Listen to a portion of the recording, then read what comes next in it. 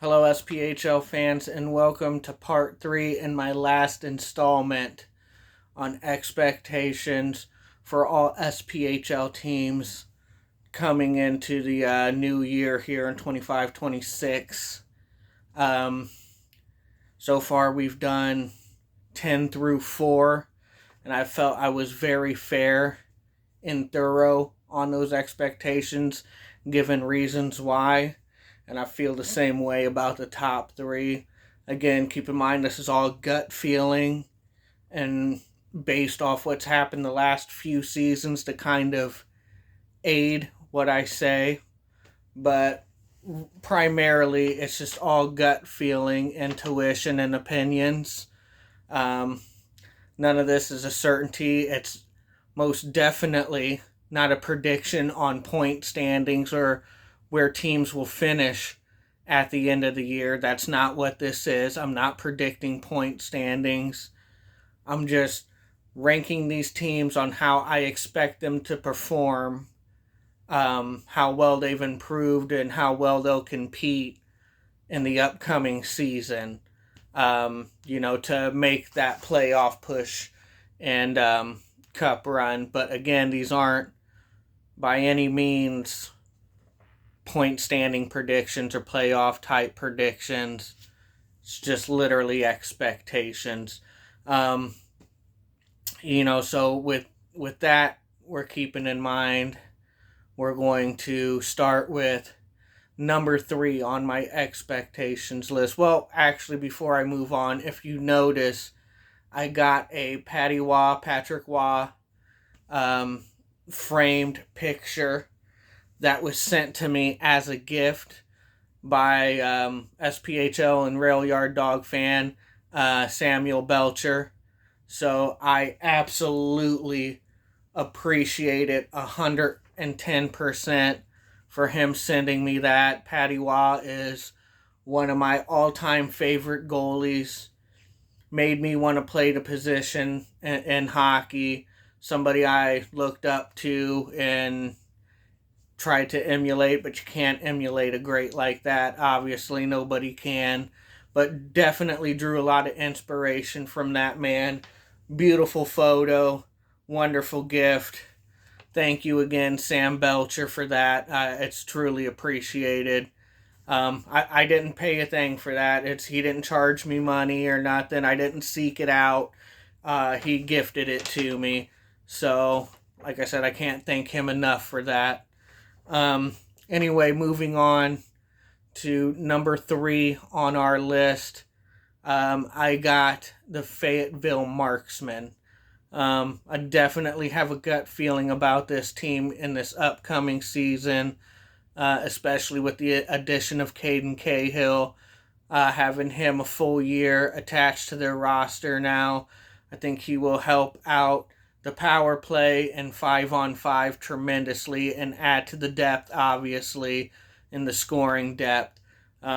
Just an outstanding addition, and I think he will fit in perfectly with the Fayetteville Marksmen. So if I'm a Marksman fan, it's tough not to love that kid, and I would look forward to him for a full season.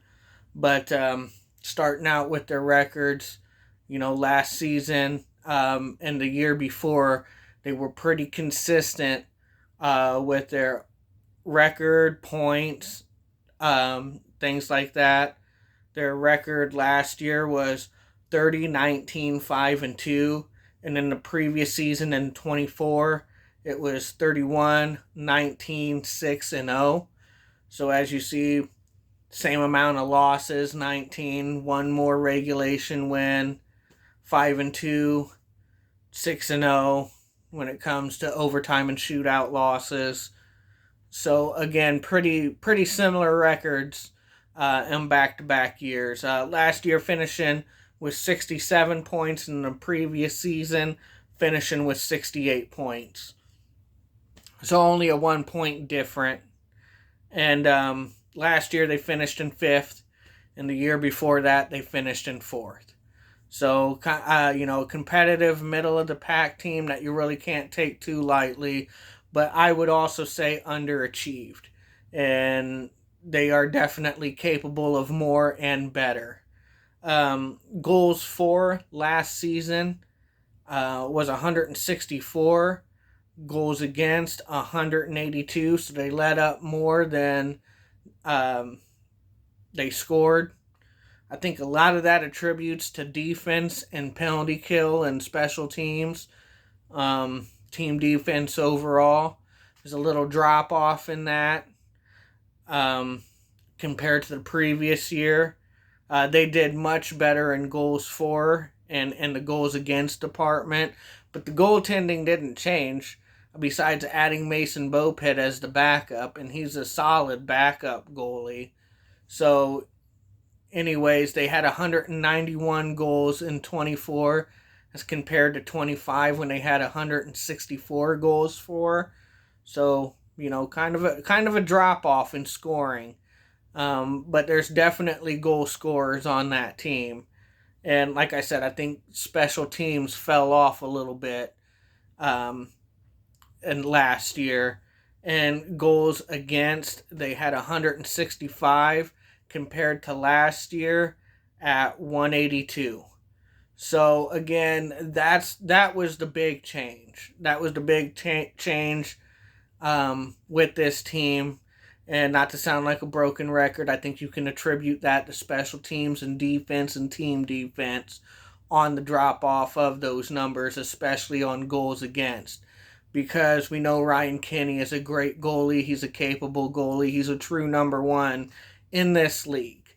When he's on, he is tough to score on. Yes, I've seen him give up some goals that had no business finding the back of the net, but you could say that about every goalie in this league, pretty much. You can at least point to a handful of goals that are like, there's no way they should have gave that up, and they would probably tell you the same exact thing. It happens. They're human beings. Goals are going to happen. Bad goals, good goals, doesn't matter. A puck's going to find the back of the net one way or another. 165 compared to 182. Like I said, I think that mainly goes against defenders and team defense as a whole, and in the penalty kill as well.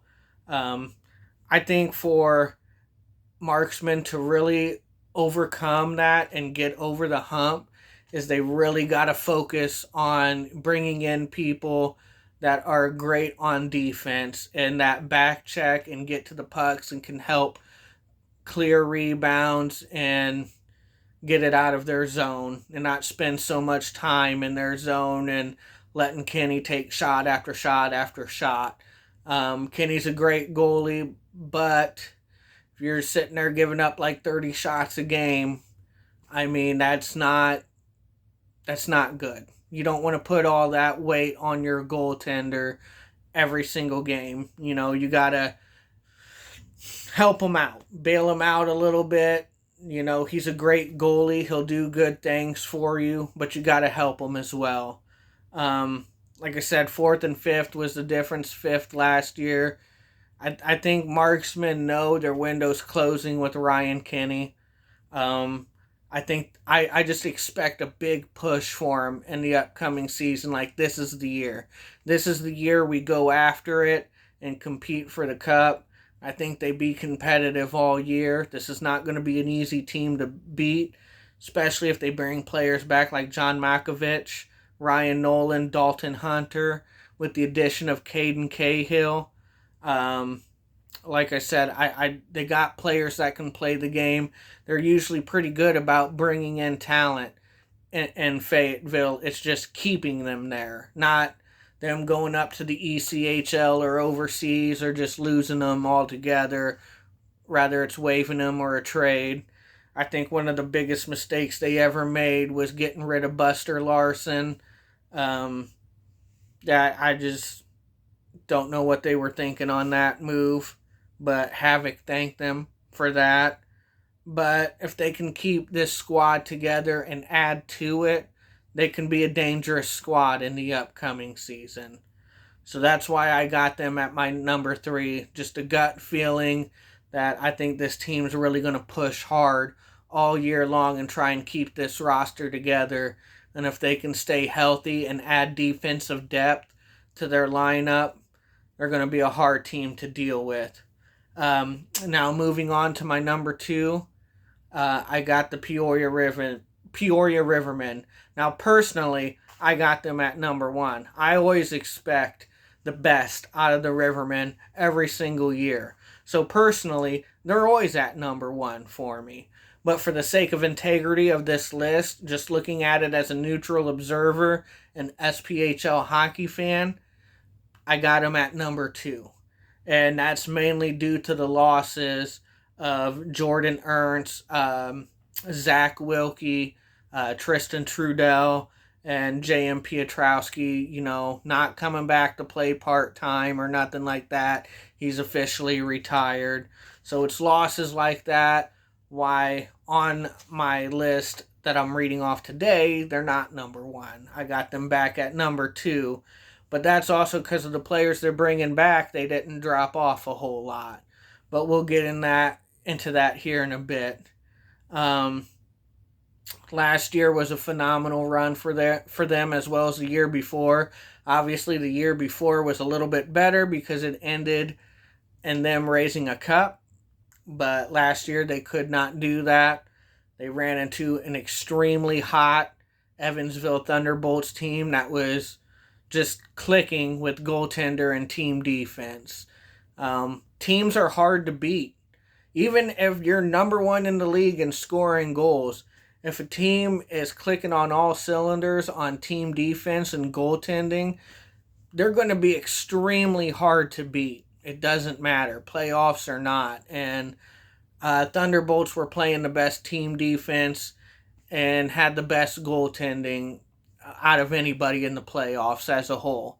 So that's why they ended up raising the cup. It wasn't Evansville scoring.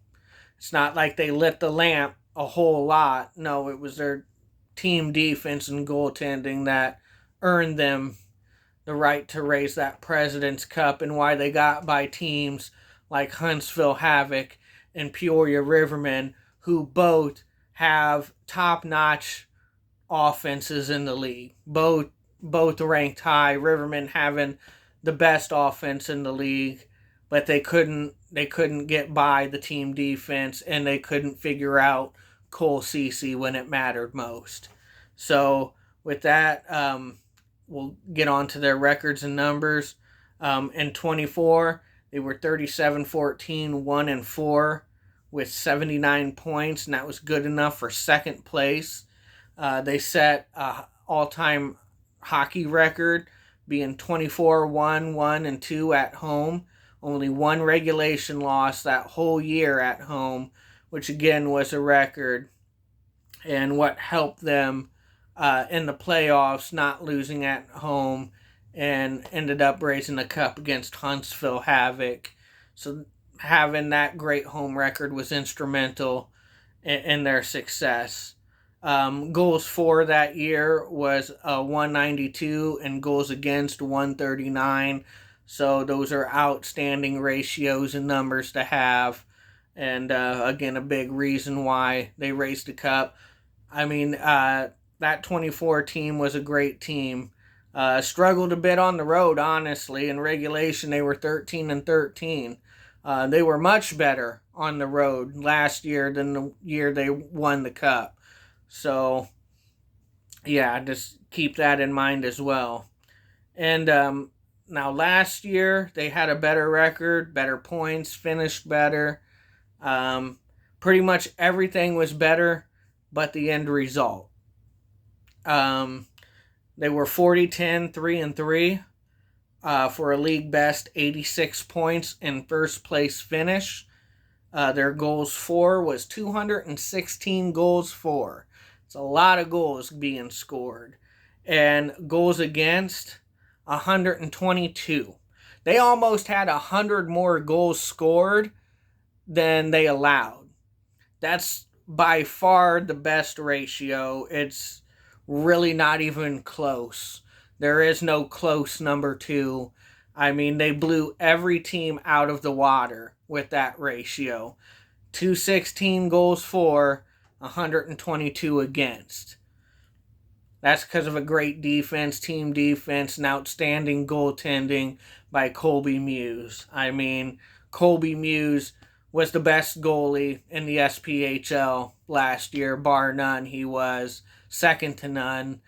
He won goaltender of the year to help boost that accolade. So, hats off to Colby Muse. I mean, in my opinion and the opinion of many people, he was the best goalie in the SPHL. So if we can bring Colby Muse back, that's going to spell trouble for a lot of teams. They were 19-5 on the road last year. You compare that to when we won the cup, they were 13-13. So, you know, a pretty good road record, I would say, 19-5. They swept some good teams on the road too, including Huntsville Havoc. They swept the Huntsville Havoc in their home barn, and Rivermen were the only team to do that. So again, you know, for people saying Rivermen can't do it against Southern teams, especially on the road, well, we were the only team to sweep Huntsville Havoc in Huntsville. So that should shut everybody the hell up on that, but it won't. They'll still complain and still say they can't do it, but the numbers will show you they can. Conveniently, people leave that out because it goes against their narrative. But Rivermen, like I said, were loaded with young players last year. New blood, fresh blood, young players, and they contributed very well with the Rivermen. Had some health injuries, especially going down the stretch into the playoffs, which proved detrimental to the Rivermen, that they just couldn't stay healthy. The best goalie in the league didn't play one playoff game. Alec Bear was going in there with an injured hand. Zach Wilkie missed the first round because of an ankle injury. Same with Michael McChesney. A lot of key players were hurt and injured coming down the stretch and heading into the playoffs again, which proved too difficult to overcome, and we couldn't get by the Thunderbolts in the second round. But with players like Michael McChesney, Carlos Forneris, Braden Barker, Garrett Devine, Mike Gillette, Carson Baptiste, Zachary Purcell, if he comes back, could sit here and go through a lot of the roster, and if we get a lot of them back, we're in pretty good shape, especially on defense. Yes, we lost Zach Wilkie. Yes, that absolutely does hurt. I mean, he's the two-time Defensive Player of the Year, and I think he was runner-up in MVP voting this year. So, again, losing a player like Wilkie, you don't replace players like that. You just simply don't, especially the following year. But we got a solid defensive core when healthy, and if we can bring them back, it's a solid defensive core with players like Josh Martin and Michael Ferrandino. These guys are defensive specialists. Know what they're doing on defense, know how to block shots, get in the passing and shooting lanes, great distributors of the puck. I mean, these guys know what they're doing. And Josh Martin, down the stretch, started finding the back of the net, which is always positive to see. Brendan Rons and Ayo Adanye, I mean, these guys just kept getting better the more games they played. Griffin Fox kept getting better he's a centerman, not a defender. But these guys kept getting better as the season went along. Especially Ayo. Like, my hat's off to him. I mean, when he first joined the team, I mean, there was nothing spectacular about him besides his size. Struggled here and there. But as he started developing in our system and playing games more and more and more, you've seen that growth. And he grew so much, so quickly, that he became a formidable force in that lineup. And I look forward to having him with us next year. If we can bring him back, he will be a force in that defender role, without a shadow of a doubt in my mind. With our goaltenders, Colby Muse, Nick Latinovich, and Jack Bosted, we are anchored there at our goalie position. I promise all three of these goalies will get camp invites if they're open to coming back. And for the most part, from what I'm hearing, all three are interested in coming back to the Rivermen. So, if we get players like Alec Bear, our captain, to come back, a lot of these young guys, Carlos Forneris, if he can come back and help lead this team, you mix that with players like Josh Martin and Michael Ferrandino in our goaltending, we're still top contenders in this league without a shadow of a doubt. Even without players like Jordan Ernst and Zach Wilkie and Tristan Trudell, we bring back a lot of these guys, we're still in the top three all day long. It should be on anybody's expectations, but Rivermen will come prepared. Got the best coach in the league as well. They will be prepared. They will have talent on that team, and they are always a team to look out for.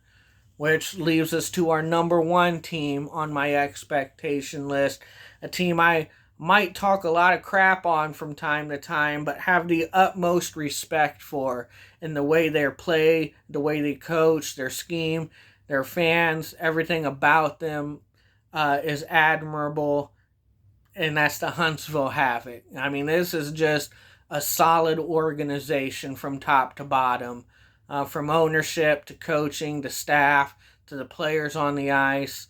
It's a top-notch organization. 100% it is. I never count these guys out. I don't care what numbers or records say. I never count these guys out. It's foolish to do that. I always look forward to competing against this team. 100% I do.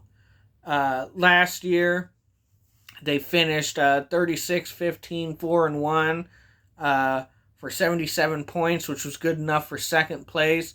In first place a lot of the year. I thought they would end up finishing first, but Rivermen had a big push, and sweeping them in their own barn really helped us overtake first place and kind of run away with it at the end of the year. Their goals for last year was 196 to 144. So again, just great numbers by the Huntsville Havoc. Unfortunately for them, they were upset in the first round by the Evansville Thunderbolts, and don't feel bad, Havoc fans.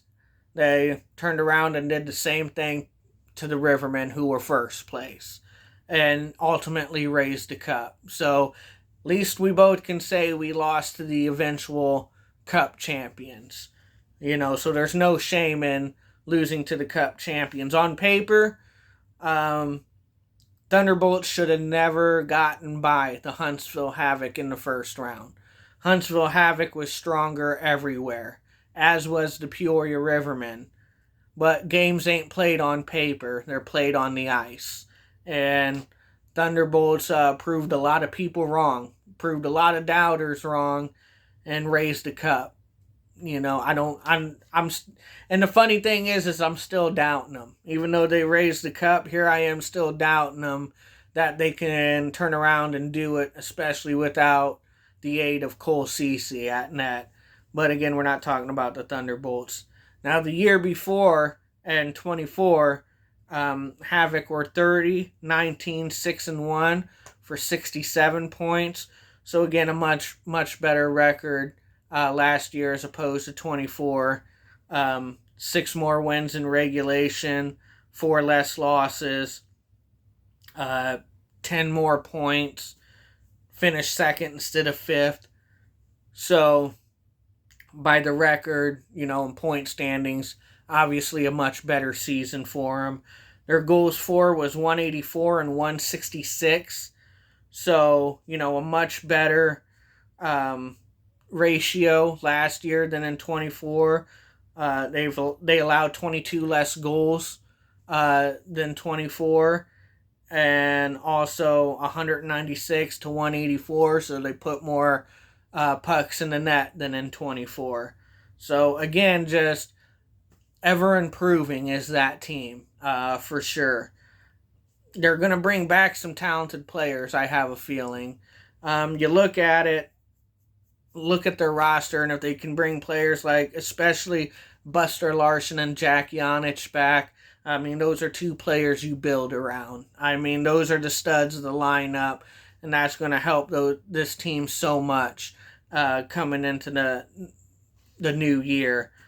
Charlie Risk, Austin Alger, these are great players. Dom Procopio, a great captain, one of the best captains in the SPHL. I would do anything to have a Dom Procopio leading my team. You want to see like a Mason Palmer and Craig McCabe come back. Don't know what's going to happen with them, but you want to see them come back. Gio Procopio, Dom's brother, had a pretty good year. Sam Ruffin. I want to see what they do with players like, because again, I'm not a Havoc fan. So I don't know if they've already lost these players or are going to lose them or going to bring them back. But in my mind, it's a question. What they're going to do with like players like Dylan Stewart, Robbie Fisher, Cole Reginato, Connor Fries. They going to bring these guys back, or are they done? Are they going to move on with their careers? Retire? Who knows? I don't know. Not a Havoc fan. Don't sit there and follow the team like that. So I don't know who's retiring. I don't even know for sure if Mike Robinson, the goaltender, is going to retire. From things that I've heard, that's highly likely that he's not coming back. But I can't sit here and tell you, oh, he's not coming back. I don't know that for sure. But just from things I hear, it's unlikely he does return. And even if he doesn't, you got a goalie like Brian Wilson, who's an outstanding goaltender and can be easily a number one goalie on any team in this league. That's kind of why I got them at my number one. Just their fans are incredible. They really help this team up and pump them up. They support their team well. They're always in packed, sold out arenas. I think the highest number of season tickets sold. It's a hard ticket to get.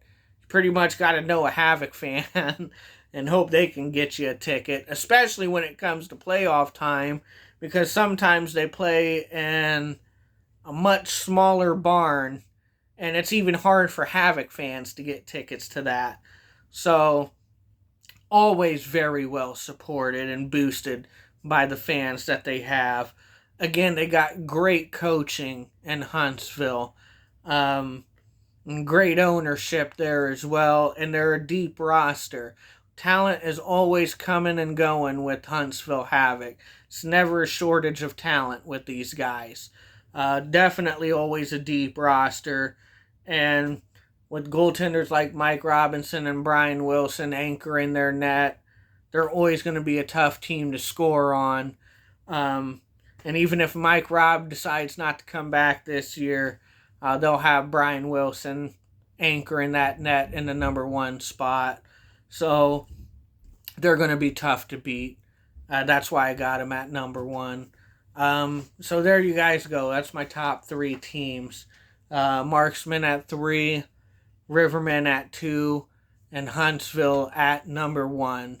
Now again, these ain't point predictions. For all I know, Huntsville Havoc can finish in 3rd place. But just my expectations for them and Rivermen are always high. They're typically always 1 and 2 when it comes to my expectations. Hard to bet against those two teams. So again, my hat's off to those. And so there is my top 10 expectations. Let's see if I can do this from memory real quick.